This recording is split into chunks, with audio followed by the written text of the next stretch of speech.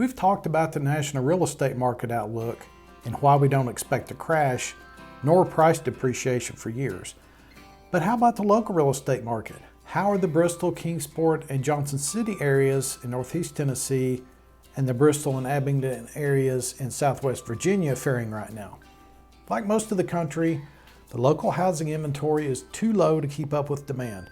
It is the strongest seller's market I've experienced in 15 years of being in real estate.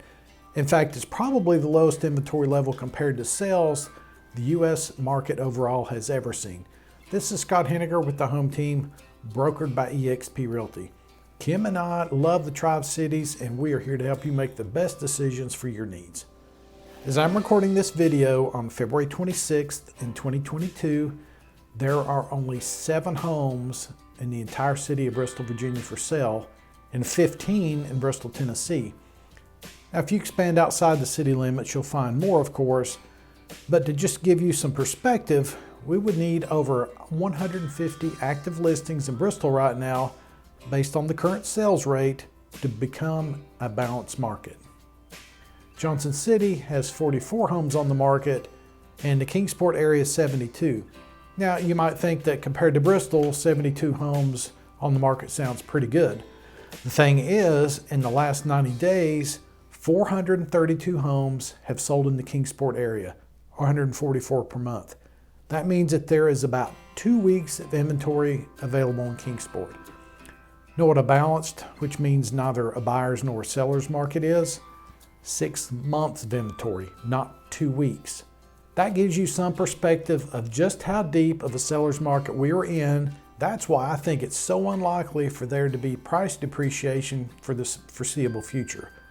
Well, what about appreciation? Well, the median sales price in Bristol is up from $151,000 last year at this time to $193,000 for the last 90 days of sales.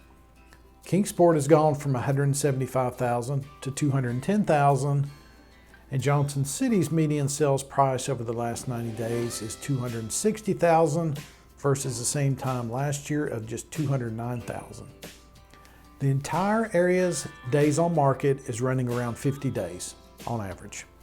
This is from the time it was listed until the time it closed. If you're looking to get a discount off a list price, know that the average sales price to list price ratio is 1.0 in all the areas. You're only likely to get a discount if the home's been on the market for at least a couple of weeks, if not more. In fact, those homes that go under contract in the first few days are getting on average 2% over list price. Now, as I've said before, the list price isn't what's important for the most part. You need to consider what the market value is and base decisions off of that number. So what does all this mean? Prices are not falling anytime soon.